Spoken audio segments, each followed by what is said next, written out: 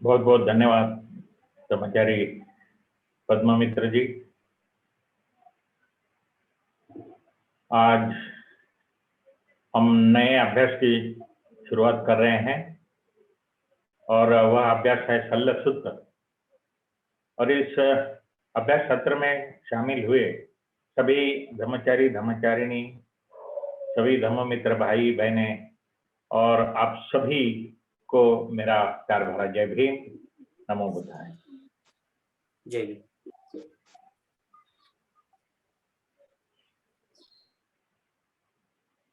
अभी ब्रह्मचारी पद्ममित्र जी ने बहुत ही विस्तार से आज की परिस्थिति क्या है, हम किस हालात में हैं, हमारे दिन कैसे गुजर रहे हैं, हमें अलग अलग संकटों का जो कुछ आपदा है उनका सामना कैसे करना पड़ रहा है। और इन सभी बातों को देखते हुए मुझे ऐसा लगा कि अभी का जो दौर चल रहा है उसमें ये जो शल्य सूत्र है, जो भगवान बुद्ध ने जो शिक्षा दी है, उस पर हमें चिंतन करना है, उसको हमें बारीकी से देखना है। तो इसको मद्देनजर रखते हुए मैंने इस अभ्यास को चुना है। और यह जो अभ्यास हम कर रहे हैं ये केवल सुनने की बात नहीं है, केवल सुनना और छोड़ देना, इससे इस अभ्यास का हमें कुछ फायदा होने वाला नहीं है। तो इस अभ्यास में ज्यादा से ज्यादा चिंतन करना है, रिफ्लेक्शन करना है और बार बार इन बातों को दोहराना है। भगवान बुद्ध ने तीन प्रकार की नशा बताई है, जिसको हम मद कहते हैं। मद यानी एक प्रकार की वो धुंधी होती है, नशा होता है। और बुद्ध कहते हैं कि तीन प्रकार की नशा है लोगों में, तीन प्रकार का मद है। उसमें पहला मद जो है वो है तारुण्य मद, यानी जवानी का मद। हम जब जवान होते हैं तब हम बूढ़ों का ख्याल नहीं करते। हमें लगता है कि ये बूढ़े कुछ काम के नहीं है,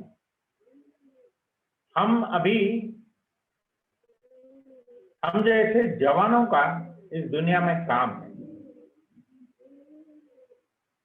और वो जवानी का नशा ऐसे लोगों पर पड़ता है।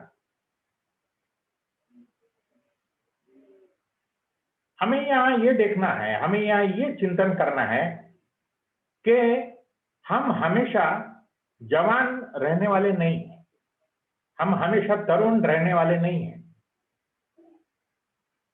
हम भी बूढ़े होने वाले हैं। अभी ये तो बार बार हम बोलते हैं कि हम भी बूढ़े होने वाले हैं, लेकिन हम जब अपनी ओर देखने लगते हैं तब जब हम बुढ़ापे की ओर जाने लगते हैं तब हमें बहुत बुरा लगता है। मेरी जवानी खत्म हो रही है और मैं अभी बूढ़ा हो रहा हूं।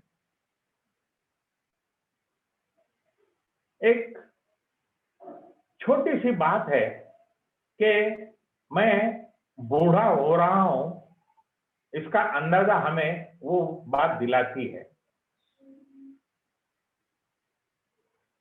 जो मर्द है जो पुरुष है, उनके दाढ़ी पे अगर एक दो सफेद बाल निकल गए तो बहुत बुरा लगता है। मूंछों में सफेद बाल आने लगे तो बहुत बुरा लगता है। लगता है कि अभी मैं बूढ़ा हो रहा हूं, और मुझे तो बूढ़ा होना नहीं है, मुझे हमेशा जवान रहना है। कुछ लोगों के बाल सफेद होने लगते हैं, तभी बहुत बुरा लगता है कि मैं हमेशा जवान दिखता रहूं, हमेशा जवान रहूं। इस तरह से हम सोचने लगते हैं, और फिर कैंची से उन बालों को, सफेद सफेद बालों को हम निकाल देते हैं। महिलाओं के बालों में अगर कोई एक दो सफेद बाल हो तो बड़ा बुरा लगता है कि मैं अभी बूढ़ी हो रही हूं, मुझे अभी बुढ़ापा आ रहा है। और फिर उसको छिपाने के लिए हम बहुत सारी बातें करते हैं। गोदरेज के बहुत सारे सॉल्यूशंस अभी आए हैं, और हम हमेशा जवान रहे इसलिए उसका हम इस्तेमाल करने की कोशिश करते हैं। लेकिन हमें ये जानना है कि अभी ये तो स्वाभाविक है, मैं हमेशा जवान नहीं रहने वाला हूं, मैं तो बूढ़ा होने वाला हूं, मैं तो बूढ़ी होने वाली हूं। तो ये बात बोलना आसान है, लेकिन जब प्रत्यक्ष रूप से हम स्वयं को वहां देखते हैं तो बहुत बुरा लगता है, बहुत दुख होता है कि अभी मैं बुढ़ापे की ओर जा रहा हूं, अभी मैं बुढ़ापे की ओर जा रही हूं। तो यहां हमने ये देखना है कि जीवन अनित्य है, हम हमेशा तरुण नहीं रहने वाले हैं, हम हमेशा जवान नहीं रहने वाले हैं। तो हमें बुढ़ापा एक ना एक दिन आने वाला ही है, भले ही आज हम जवान हैं, लेकिन बुढ़ापा हमें आने वाला है, हम बूढ़े होने वाले हैं। तो यहां बुद्ध ये कह रहे हैं कि ये जो तारुण्य मद है, ये जो जवानी की नशा है अपने मन में, अपने दिल में, उसको हमने सोचना है, उसके ऊपर गौर करना है, उसके ऊपर चिंतन करना है कि मैं भी बूढ़ा होने वाला हूं, मैं भी बूढ़ी होने वाली हूं। तो यहां हम ये तारुण्य मद है, वो हमेशा के लिए रहने वाला नहीं है, हम तरुण हमेशा के लिए रहने वाले नहीं है, तो हम बूढ़े होने वाले हैं। ये चिंतन करना, इसके ऊपर चिंतन करना, और बार बार सोचना है कि मैं हमेशा के लिए जवान नहीं रहने वाला। भगवान बुद्ध ने दूसरा एक मद बताया है, दूसरी एक नशा बताई है, और वो नशा है आरोग्य मद, यानी स्वास्थ्य का मद, स्वास्थ्य की नशा। और यहां हम ये देखते हैं कि मैं अभी बीमार नहीं हूं, मैं तो बिल्कुल स्वास्थ्यपूर्ण मेरी जिंदगी है,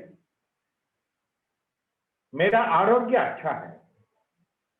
जैसे बुद्ध ने कहा है कि आरोग्य परम लाभ, आरोग्य ये सबसे बड़ा लाभ है। लेकिन हम हमेशा ही स्वस्थ नहीं रहने वाले हैं। जैसे हम हमेशा ही जवान नहीं रहने वाले हैं, वैसे ही हम हमेशा स्वस्थ, हमारा स्वास्थ्य जो है हमेशा अच्छा रहने वाला नहीं है।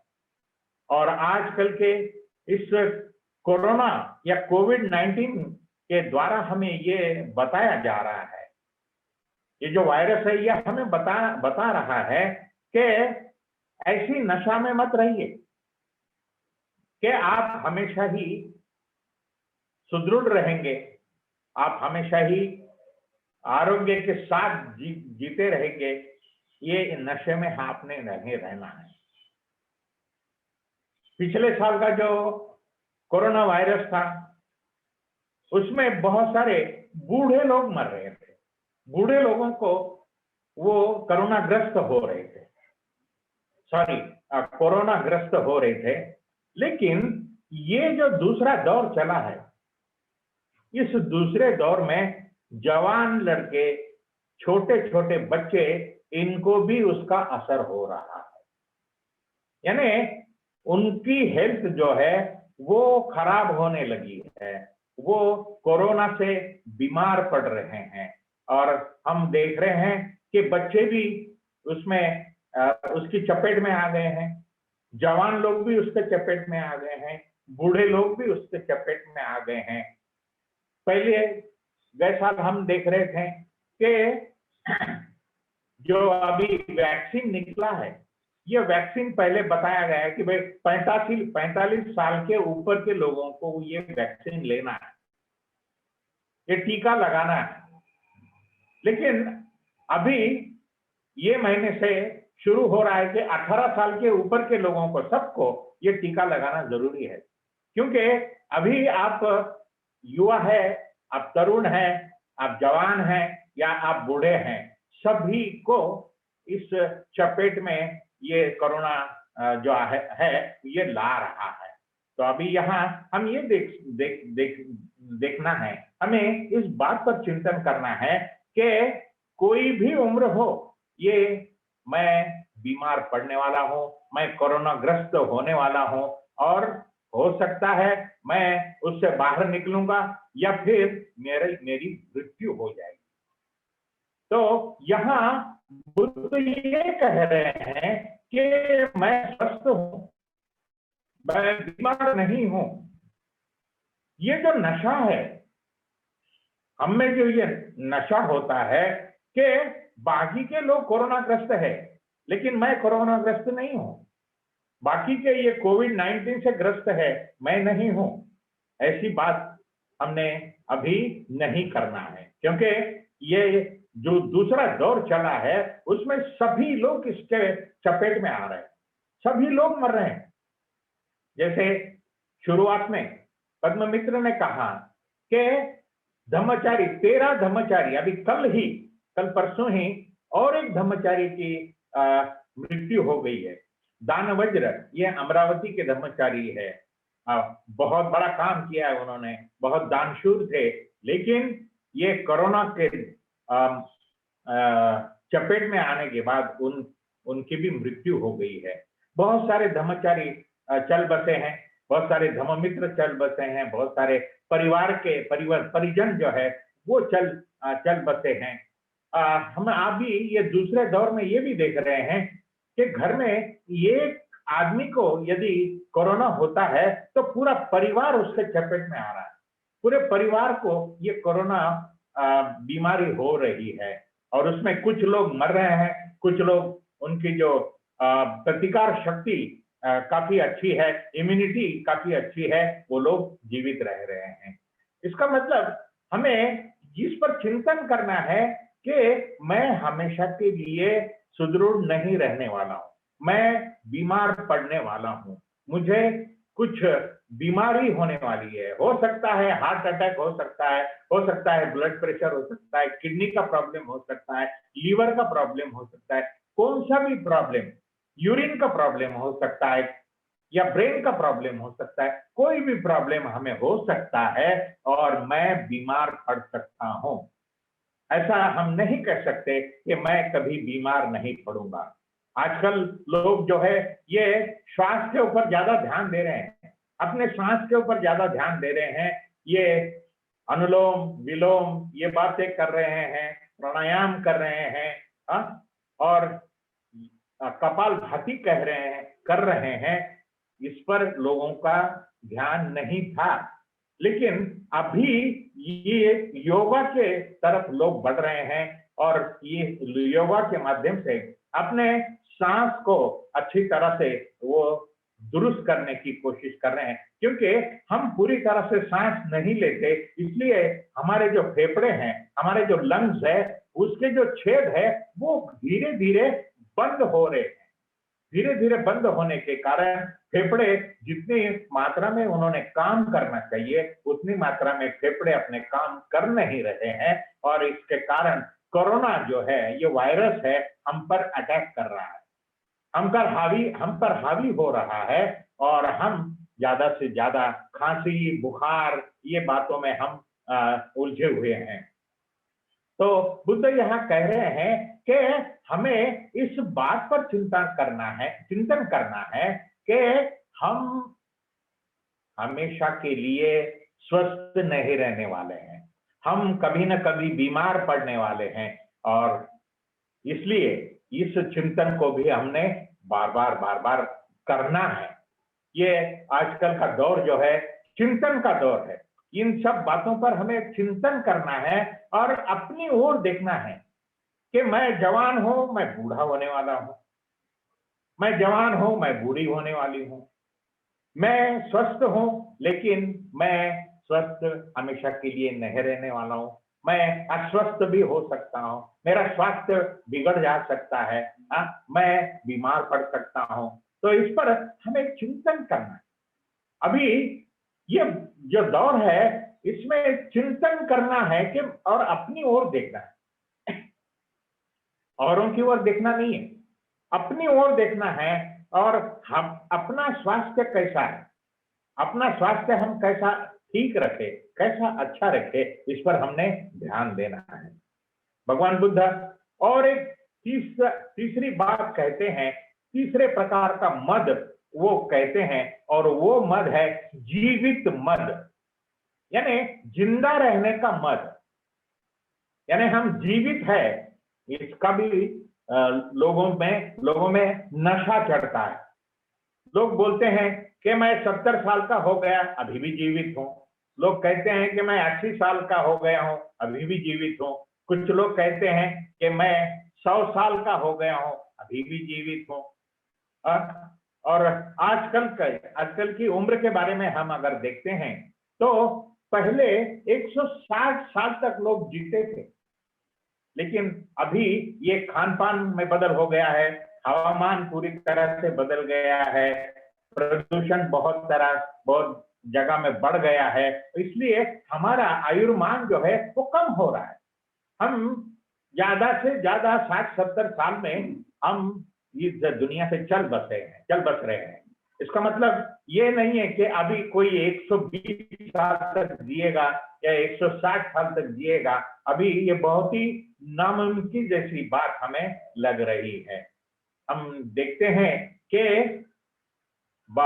विदेशों में बहुत सारे लोग जो है वो 80, 90, 100 पार करते हैं, क्योंकि वो अपने शहर का ख्याल रखते हैं, वहां का हवामान बिल्कुल परिशुद्ध है और वो रहन सहन खान पान इन सब बातों पर ध्यान देते हैं, इसलिए उनकी आयु बढ़ जाती है। लेकिन हम जैसे लोग जहां प्रदूषण बहुत मात्रा में है, पेड़ पूरे काट दिए गए हैं, रोड चौड़े करने के लिए रोड के बाजू में जो पेड़ थे पूरे कट कर दिए गए हैं और आज पूरा सुनसान ऐसा, वो रोड तो बड़ा अच्छा दिख रहा है लेकिन आजू बाजू में रोड के एक भी पेड़ जो है हमें दिखाई नहीं दे रहा है। यहाँ रास्ते बहुत अच्छे हो रहे हैं लेकिन पेड़ कट गए हैं और पेड़ कट जाने के कारण ये प्रदूषण बढ़ रहा है। और प्रदूषण हम जो हवा लेते हैं, हम जो सांस लेते हैं, उसमें प्रदूषण की मात्रा ज्यादा होने के कारण हम बीमार पड़ रहे हैं। ये जो कोरोना जो वायरस है ये ऐसे लोगों पर ज्यादा अटैक कर रहा है, जल्दी अटैक हो रहा है और ये लोग जो है मर रहे हैं। तो हम कितने सालों तक जीवित रहते हैं ये इंपॉर्टेंट नहीं है, हम कैसे जीते हैं ये बहुत जरूरी है, देखना बहुत जरूरी है। कैसे जीते हैं हम, कितने साल जिए, इसका कुछ मायने नहीं है उसके, लेकिन मैं कैसे जीवन जीता हूं, कैसे जीवन बिता रहा हूं, मेरा जीवन कुशल है या अकुशल है, मेरे मन में विचार कुशल है या अकुशल है, इन बातों को हमने बार बार देखना है। और जब हमारे मन में कुशल विचार ज्यादा बढ़ते रहते हैं तो हमारी आयु भी बढ़ने लगती है, क्योंकि जब अकुशल विचार अपने मन में आते हैं तो मन के साथ साथ अपना पूरा शरीर भी खराब हो जाता है, पूरा शरीर भी प्रदूषित हो जाता है और ये मन के साथ साथ शरीर पूरा नष्ट होने लगता है। और इसलिए हमें मन को सुदृढ़ रखना पड़ेगा, मन को सुचारू रूप से देखना होगा, मन कुशल रखने की कोशिश करनी होगी। तो यहाँ शरीर और मन, ये दोनों बातें एक दूसरे के साथ जुड़ी हुई है। शरीर मन से अलग नहीं है और मन शरीर से अलग नहीं है। इसलिए मन के ऊपर देखना भी, मन पर जोर देना, ये भी बहुत जरूरी है। भले ही हम शरीर के ऊपर ज्यादा जोर देते हैं, लेकिन ये मन ही आपका बीमार है, मन ही आपका अकुशल विचारों से भरा हुआ है। इसका मतलब पूरी तरह से वो बीमार है। तो ऐसे बीमार मन को हम सुदृढ़ करना है, अच्छा करना है, तो हमारा शरीर भी अच्छा हो सकता है। डॉक्टर लोग कहते हैं कि शरीर में जो बीमारियां होती है, उसका कारण जो है 80% 80% कारण जो है वो अपना मन होता है। मन भयभीत होता है, मन में पैनिक होता है, मन में अकुशल विचार होते हैं, मन भयभीत होता है। तो ये सब बातें मन के द्वारा होती है और इसलिए हमें इन सब बातों से दूर रहना है। हमें भयभीत नहीं होना है, हमें अभय दान स्वयं को भी देना है और औरों को भी अभय दान देना है। तो इन बातों को देखते हुए बुद्ध कहते हैं कि आप हमेशा के लिए जीवित रहने वाले हैं, ये बात गलत है। ये बात आप सोचना नहीं है। यहां जैसे शल्य सूत्र की बात जब हम करते हैं, तो शल्य सूत्र में यहां ये बताया गया है कि जीवन की अनित्यता क्या है। जीवन ये अनित्य है, जीवन खत्म होने वाला है। इसके बाद इसके ऊपर हमने चिंतन करना है, इस बात पर हमें गौर करना है। उसके बाद में यह बताया गया है कि तृष्णा के कारण हमारा जीवन बर्बाद हो रहा है। हम तृष्णा में इतने अटके हुए हैं, उसके इतने चिपक गए हैं कि तृष्णा के कारण हमें कुछ सूझता नहीं है। हम ये लेना चाहते हैं, वो लेना चाहते हैं। जमाखोरी ज्यादा बढ़ रही है और जमाखोरी ये आपके साथ जाने वाली नहीं है, आपके साथ जाने वाली नहीं है। एक वीडियो मैंने देखा था और वो अमेरिका का एक आदमी है और वो कोरोना से मर गया, कोरोना बीमारी से वो मर गया।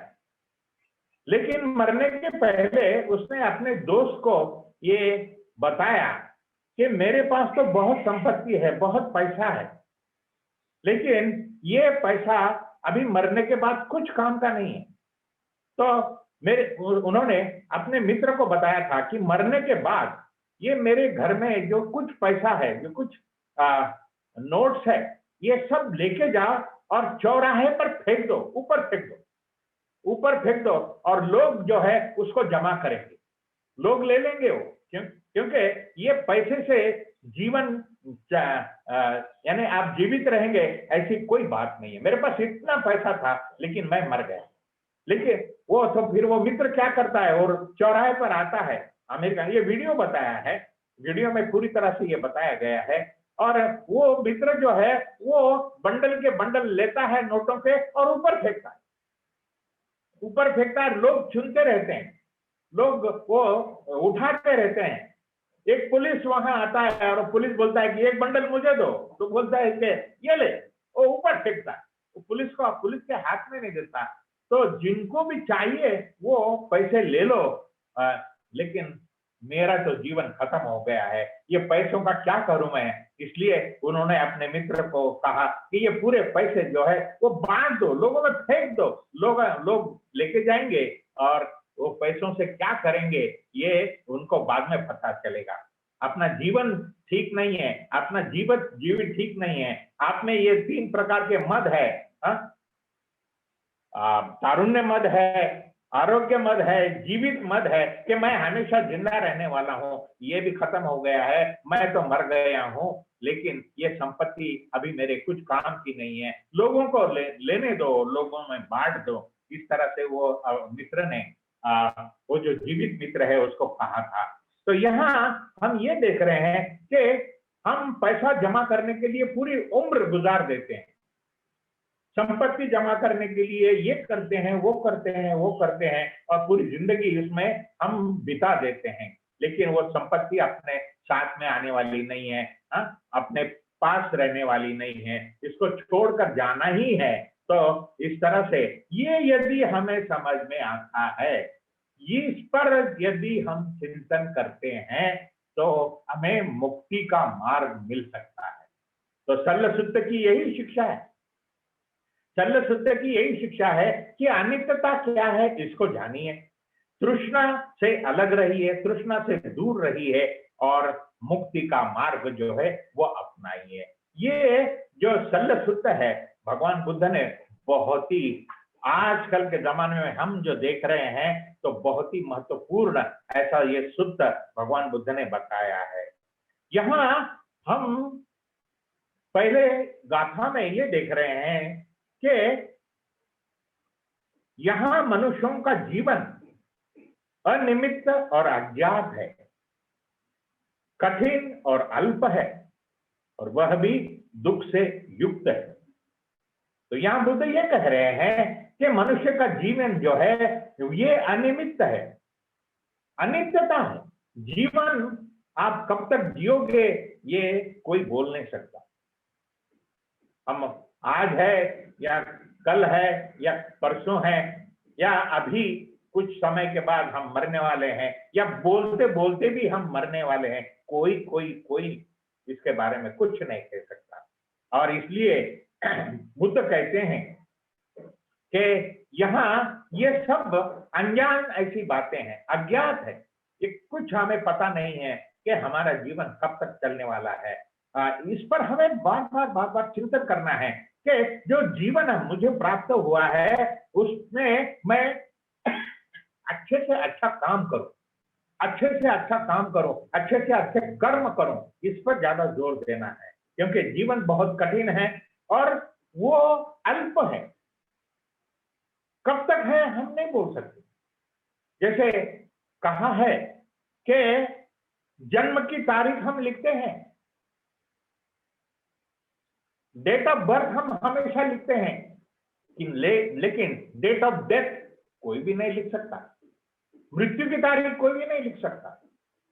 जन्म कब होता है ये पता चलता है, माँ भी बोलती है कि फला फला टाइम को, फला फला तारीख को मेरा बच्चा पैदा हो गया, मैंने मेरे बच्चे को जन्म दिया, मेरे बच्ची को जन्म दिया, ये बता सकती है, माँ बता सकती है।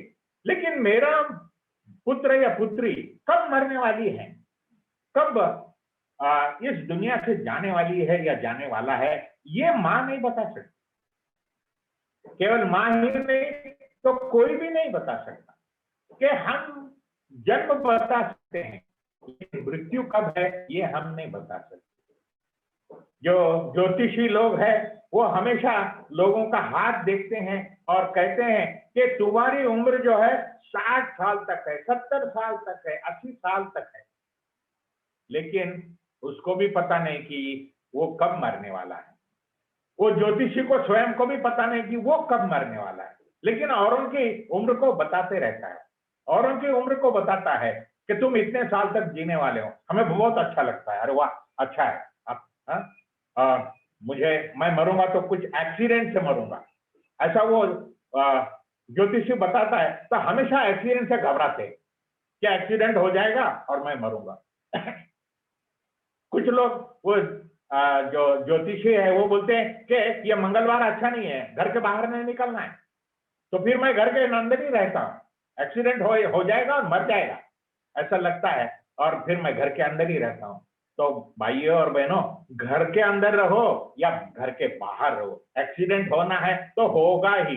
यदि वो एक्सीडेंट हमारे गलती से हो सकता है या औरों की गलती से हो सकता है, लेकिन एक्सीडेंट तो हो सकता है।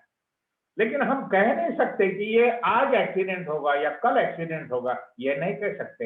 हम आज मरने वाले हैं या कल मरने वाले हैं, ये हम नहीं कह सकते। इसलिए हमने हमारा जीवन जो है ये कुशल कर्मों में बिताना है।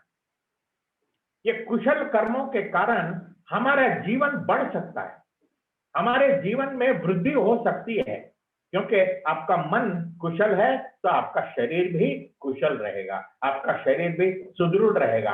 आपका मन बिगड़ गया तो आपका शरीर भी बिगड़ गया। तो यहाँ भले ही ये जन्म जो है वो अल्प है, लेकिन उसका फायदा जो है अपने लिए और औरों के लिए हमने हमेशा करना है।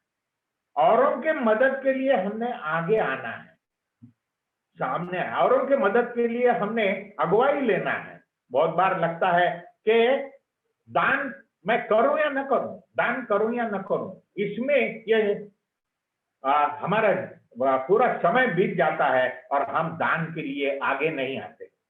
हम इतने कंजूस होते हैं कि दान ये मुझसे मत कहो, दान ये मेरी देने की इच्छा नहीं है और मैं दान नहीं दूंगा।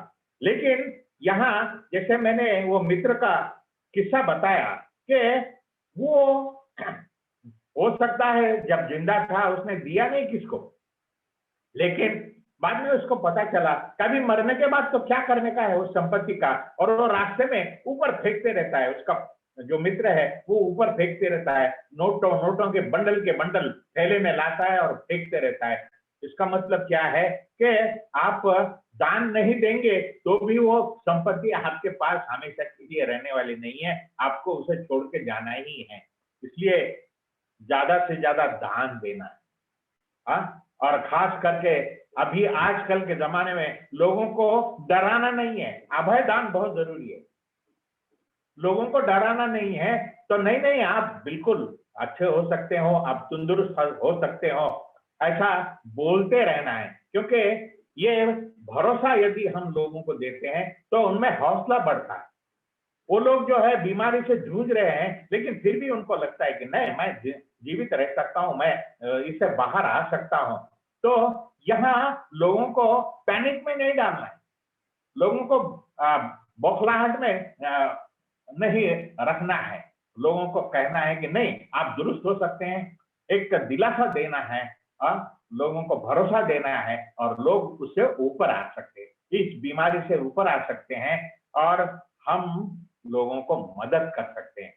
कोई लोग बोल रहे हैं कि नहीं अभी वो एडमिट हो गया ना, अभी वो मर जाएगा। इसका मतलब क्या होगा कि कितनी नकारात्मक सोच है अपनी।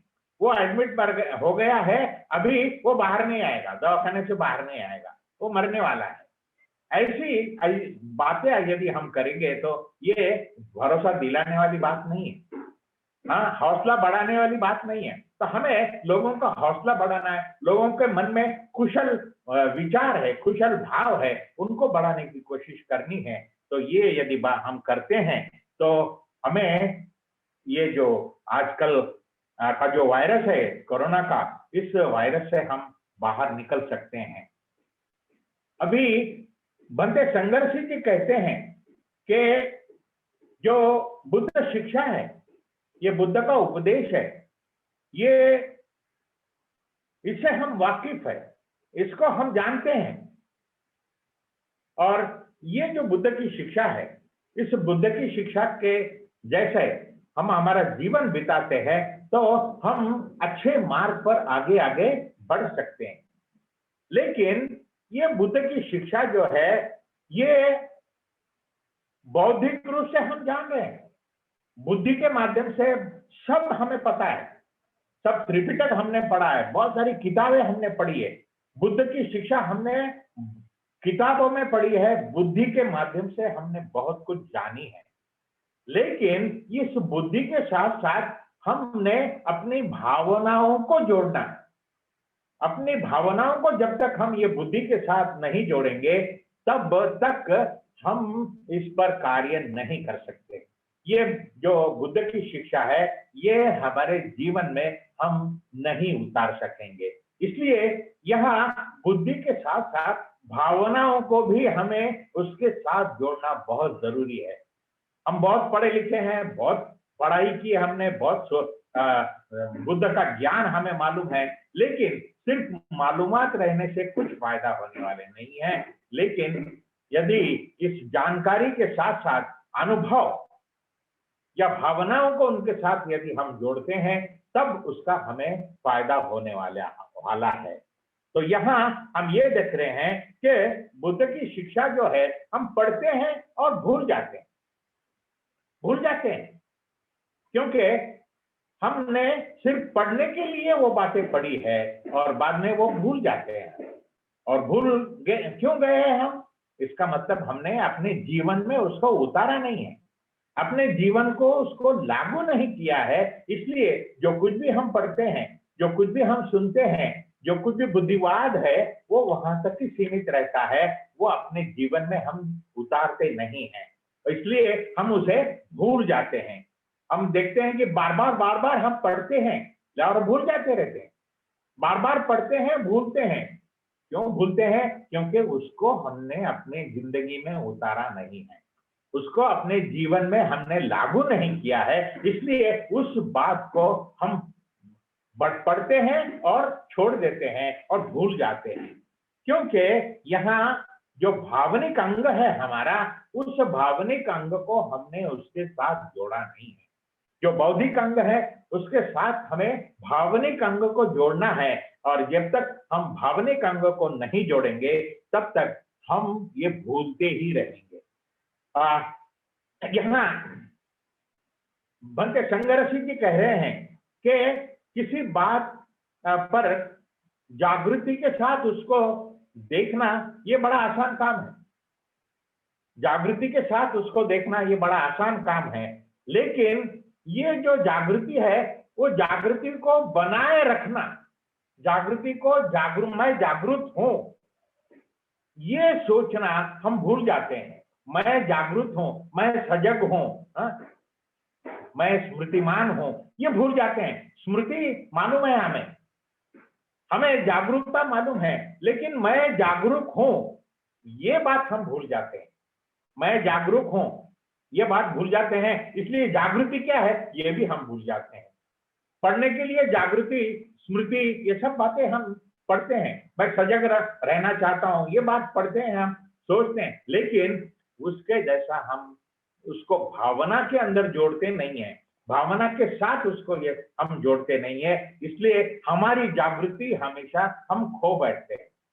इसलिए आनापान सती में हम बार बार सांस के ऊपर ध्यान देते हैं, सांस की जागृति रखने की कोशिश करते हैं, लेकिन बार बार हम भटकते रहते हैं। क्योंकि जो सांस है उसके ऊपर जागरूक रहना है, उसको हम भूल जाते हैं, उसको भूल जाते हैं और दूसरी बातें हम पर हावी हो जाती है। बाहर की जो बातें हैं वो हम पर हावी हो जाती है, और मैं जागरूक हूं, मुझे जागृति रखनी है, मेरे सांस के प्रति मुझे जागरूक रहना है, इसी को हम भूल जाते हैं। इसलिए हमें आनापान सती ध्यान बहुत कठिन लगता है, बहुत कठिन होता है आनापान सती ध्यान, क्योंकि मैं जागरूक हूं, मैं सजग हूं, इसके ऊपर सजगता रखना, इसके ऊपर जागृति रखना, इसको हम भूल जाते हैं, इसको हम नजरअंदाज करते हैं। इसलिए आनापान सती ये बहुत ही इंपॉर्टेंट ऐसी बात है कि जिसके कारण हमें अपने जागृति के ऊपर बार बार सोचना, बार बार उसको देखना, बार बार उसके ऊपर ख्याल रखना, ये बहुत जरूरी है। इसलिए आनापान सती में खाली सांस ली हमने और बाहर छोड़ दी, इतना ही नहीं करते, हम बार बार उसको गिनते भी है, और गिनने की जो क्रिया है वो हम 1 से 10 तक, 1 से 10 तक ऐसा करते हैं ताकि हम जागरूक रहेंगे। क्योंकि 10 के आगे अगर हमने गिनती करना शुरू किया तो हमारी जागृति खत्म हो जाती है और हमारी खाली गिनती शुरू हो जाती है। इसलिए बुद्ध कहते हैं कि एक लंबा एक डोरी के जैसा एक अंतर रखिए, 1 से 10 तक, 1 से 10 तक ऐसा गिनते रहिए ताकि आप उस पर जागृति बनाए रखेंगे, उस सांस पर जागृति बनाए रखेंगे। लेकिन हमारी जागृति हम बनाए नहीं रखते, इसलिए हम उस गिनती को भी भूल जाते हैं। कभी 5 हो गया और हम कहीं भटक जाते हैं, गिनती पूरी बंद हो जाती है। कभी 15 हो जाते हैं, हमारी गिनती चालू रहती है क्योंकि हम भटक रहे हैं। तो यहाँ हम सजग है तो इसके ऊपर बार बार सजगता से देखना है, जागृति के साथ उसको देखना है कि मैं जागरूक हूं। इसी को ये हमने देखना है। और ये बात जब इसको दूसरी भाषा में हम संप्रजन्य कहते हैं कि मैं सजग हूं ये सजगता को बार बार दोहराना, मैं जागरूक हूं, मैं सांस ले रहा हूं, इसको जागृति के साथ, सांप्रजन्य के साथ बार बार ये देखना, ये बहुत जरूरी है। सती उतना जैसा इंपॉर्टेंट है, स्मृति जैसे इंपॉर्टेंट है, वैसे ही सांप्रजन्य भी उतना ही इंपॉर्टेंट है। हम सांप्रजन्य को भूल जाते हैं, और सांप्रजन्य को भूल गए, यानी बार बार उस चीज को दोहराना, ये जब भूल जाते हैं तो हम भी भूल जाते हैं, हम अपने काम को भी भूल जाते हैं। तो यहाँ हमने ये देखना है कि सती के साथ साथ सांप्रजन्य, यानी बार बार उसको दोहराना, बार बार उस पर ध्यान देना, ये भी बहुत जरूरी है। वैसे ही इस दोनों बातों के लिए अपना मन भी कुशल होना बहुत जरूरी है, अपनी भावनाओं को कुशलता में रखने की बहुत जरूरी है, और इसके लिए हमें मैत्री भावना भी करना बहुत जरूरी है। मैत्री भावना में हम स्वयं के ऊपर मैत्री करते हैं, अपने मित्र के ऊपर मैत्री करते हैं, त्रयस्थ व्यक्ति के ऊपर, तटस्थ व्यक्ति के ऊपर मैत्री करते हैं, दुश्मन के ऊपर मैत्री करते हैं, बाकी सभी लोगों के ऊपर मैत्री करते हैं। यानी यहाँ हम कुशल भावनाओं को बढ़ाते हैं। जैसे जागृति को हमने बढ़ाया, वैसे ही भावनाओं को भी हमने बढ़ाया है, और ये दोनों साथ साथ में जब चलते हैं तो हमारा जीवन जो है वो सुचारू रूप से हम चला सकते हैं। यहाँ दोनों भी बातें हम देख रहे हैं, आनापानसति ध्यान भी बहुत जरूरी है करने के लिए, और मैत्री भावना ध्यान करना भी बहुत जरूरी है। यानी जागृति रखना भी बहुत जरूरी है, और भावनाओं को बढ़ाना भी बहुत जरूरी है। जागृति को जागृत रखना ये भी बहुत जरूरी है, और भावनाओं को अपने अंदर उतारने की कोशिश करना ये भी बहुत जरूरी है। तो यहाँ ये बात हमने हमेशा ध्यान में रखनी है कि मुझे ये याद करना है, लेकिन उस याददाश्त को ही हम भूल जाते हैं, उस याददाश्त को ही हम भूल जाते हैं, इसलिए यादें हमें नहीं रहती, हम याद नहीं कर सकते, हम भूल जाते हैं, इसका मतलब हम जागरूक नहीं है। तो यहाँ चिंतन की बात है, यहाँ हमें चिंतन करना है, अपने सांस के ऊपर चिंतन करना है, अपने सांस की ओर देखना है, और बार बार मैं अपने सांस की ओर देख रहा हूं, ये सांप्रजन्य के माध्यम से हमने उसको देखते रहना है। अभी यहाँ हमें ये पता है कि मेरा जीवन जो है ये अनित्य है, ये हमेशा के लिए रहने वाला नहीं है, मैं अमर नहीं हूं, मैं मृतप्राय हूं, मैं मृत्यु के अधीन जाने वाला हूं, मैं मरने वाला हूं। ये बात हमें मालूम है, और हमें मालूम है कि मेरा मृत्यु होने वाला है, मेरा मृत्यु होने वाला है। लेकिन जब हम हमारी ओर आते हैं, कोई अंत यात्रा में जब हम जाते हैं, तो अंत यात्रा में जाने के बाद हम लोगों के साथ गपशप करते हैं। कोई आदमी जो है अपने ही धुन में रहता है, वो तंबाकू चूना लेता है और घसते रहता है हाथ के ऊपर, और खाता है और फिर आगे जाता है। कोई सिगरेट पीता है। यानी ये अंत यात्रा में हम शामिल हुए हैं, और मैं भी ऐसा ही जाने वाला हूं, मेरी भी यात्रा ऐसे ही निकलने वाली है। इसके बाद इस बात पर हम जोर नहीं देते, इस बात पर हम ध्यान नहीं देते। हम कहते हैं, हम सोचते हैं कि अरे मैं तो नहीं मरा हूं, ये मरने वाला दूसरा है। और हम ये अंत यात्रा में क्यों जाते हैं? अंत यात्रा में हम इसलिए जाते हैं कि मैं जब मरूंगा तो मेरी भी ऐसी ही अंत यात्रा निकलेगी, और मेरे साथ लोग होना चाहिए, मेरे ये प्रेत के साथ लोग होना चाहिए, कम से कम 4 लोग तो होना चाहिए। आजकल के कोरोना के जमाने में ये 4 लोग भी नहीं मिल रहे हैं, उसको गाड़ी पे लेके जा रहे हैं, एम्बुलेंस में डायरेक्ट वो शमशान घाट तक, 4 लोग भी नहीं मिल रहे हैं, क्योंकि 4 लोग वो जो कंधा देने वाले हैं वो भी डर रहे हैं कि मैं अगर इसको कंधा दूंगा तो मैं भी मर जाऊंगा, मुझे भी कोरोना हो जाएगा। इसलिए लेके जाने के लिए हम पहले से कहते थे कि कम से कम 4 लोग चाहिए, लेकिन अभी 4 लोग भी नहीं मिल रहे हैं।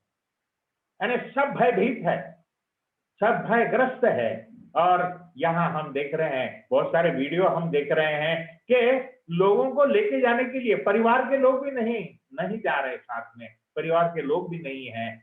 और वहां लंबी कतार में एक ही आदमी वहां उसका प्रेत रखा हुआ है, उसके रिश्तेदार का, और वो इंतजार कर रहा है कि मैं उसका नंबर कब लग जाएगा और मुझे कौन मदद करेगा। ये प्रेत को वो जलाने के लिए वहां मैं लेके जाऊंगा तो मुझे कौन मदद करने वाला है, कौन उठाने वाला है। तो यहाँ कुछ वॉलंटियर जो है उनका हमें पुनर्नुमोदन करना चाहिए कि अपने जान को जोखिम में डालकर वो लोग मदद कर रहे हैं, वो लोग दिन रात मदद कर रहे हैं, वो पूरा किट पहनते हैं लेकिन फिर भी उनके जान को जोखिम है। उस जोखिम में डालकर वो औरों को जलाने की कोशिश कर रहे हैं, औरों को वो शरण पर रखने की कोशिश कर रहे हैं। तो ये लोगों का सही भी ये योद्धा है, इनका पुनर्नुमोदन हमें करना चाहिए, क्योंकि आजकल के जमाने में परिवार वाले भी लोग भी नहीं जाते। कुछ मुसलमान लोग जो है ये जलाने के लिए लोग मदद कर रहे हैं, वो शमशान घाट में जा रहे हैं और जलाने के लिए, प्रेतों को उठाने के लिए वो मदद कर रहे हैं, क्योंकि कोई रिश्तेदार नहीं, कोई भी नहीं है, कोई लोग सामने नहीं आ रहे हैं। तो यहाँ मुस्लिम अपने भाई है, वो मदद कर रहे हैं, उनको जलाने के लिए मदद कर रहे हैं। वास्तव में उनके समाज में तो ये जलाते नहीं है, वो तो दफन करते हैं, उनका वैसे कुछ लेना देना नहीं है। लेकिन फिर भी ये मानव सेवा है, ये मानव सेवा के कारण ये लोग ये जलाने के लिए मदद कर रहे हैं। मैं एक न्यूज पढ़ रहा था, नांदेड़ में ये जो कोरोनाग्रस्त लोग हैं इनको कोई लेके जाता नहीं है, लेकिन इन मुस्लिम बांधव जो है, अपने भाई लोग जो है वो मदद कर रहे हैं, वो उठा रहे हैं, वो जला रहे हैं। तो कलेक्टर ने उनका सत्कार किया, उनका सम्मान किया, कलेक्टर ने ये लोगों को बुलाया और उनका सम्मान किया है। वास्तव में ये बहुत ही जरूरी है, उनको एक प्रकार से प्रोत्साहन मिलता है कि ऐसी मानव सेवा करने के लिए मैं आगे आ जाऊं। तो यहाँ हमने यहाँ जाति पाति धर्म ये नहीं देखना है। मैंने ये भी एक सुना कि एक हिंदू धर्म है वाला है और उसका रिश्तेदार मर गया है, वो तो उठाता नहीं है, लेकिन ये मुस्लिम बांधव जो आ रहे हैं, उठा रहे हैं, वो बोलता है कि नहीं नहीं आप मुस्लिम है, मेरे रिश्तेदार को मत उठाइए। अभी इसके रिश्तेदार को नहीं उठाएंगे तो वो तो नहीं उठाएगा, वो अकेले तो नहीं करेगा ये। लेकिन ये धर्म जो है यहाँ आ रहा है, बीच में आ रहा है। वो मैं हिंदू धर्म का हूं, ये मुसलमान लोगों ने हाथ नहीं लगाना चाहिए। अरे भाई तू तो मर रहा है, तू तो खड़ा है वहां, तू तो वहां लेके जाना चाहिए ना, उठाना, एक आदमी को, मरे हुए आदमी को उठा के लेके जा। लेकिन वो नहीं, वो ये भी नहीं कर रहा है और दूसरों को भी करने नहीं दे रहा है। तो ये बातों से हमें अलग रहना है। यहाँ मानवता ये धर्म है, ये हमने देखना है, और ये मानवता धर्म को ही हमें जागना है। ये मुस्लिम अपने भाई है, ये मदद कर रहे हैं, और ये जो वॉलंटियर्स है जो किट पहनकर ये सब कर रहे हैं, उनको हमने प्रोत्साहित करना है। कुछ वैसे देखा जाए तो ऐसे लोग जो है वो उठाना, उनको वो पैर पर रखना, ये बहुत कठिन काम है। तो आज हमने ये देखा है कि हमने इन सब बातों पर चिंतन करना है, ध्यान करना है, सोचना है।